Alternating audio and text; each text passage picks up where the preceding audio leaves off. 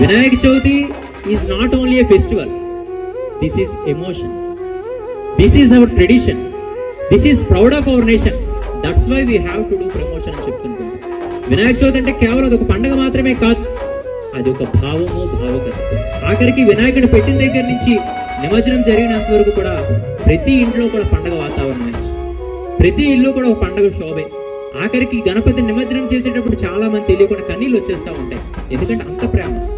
ఈ రోజు ఈ దేశము, ధర్మము, వైభవాలు దెబ్బతినేటట్టుగా వినాయక చవితి జరుగుతున్న పరిస్థితి. ఏ మతంలోని కూడా దేవుణ్ణి ఎదురుగా పెట్టుకుని తాగడాలు, దేవుణ్ణి ఎదురుగా పెట్టుకుని సినిమా పాటలకు ఎంతడాలు, ఆఖరికి దైవాన్ని అవమానించే పనులు ఎక్కడా జరగవు.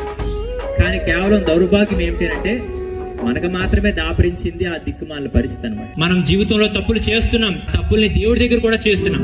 మనం ఎన్ని చేసినా మాత్రం ఏం తెలుస్తేలే, అది విగ్రహం కదా, అది మనల్ని ఏం పట్టించుకుంటుంది అనుకుంటున్నాం. అందుకే నేను చెప్తుంటుంటాను, అప్పు చేస్తే వడ్డీతో సైతం ఎలా కట్టాలో, తప్పు చేస్తే కూడా ఆ పాపకర్మను అంతే మనం అనుభవించాలి.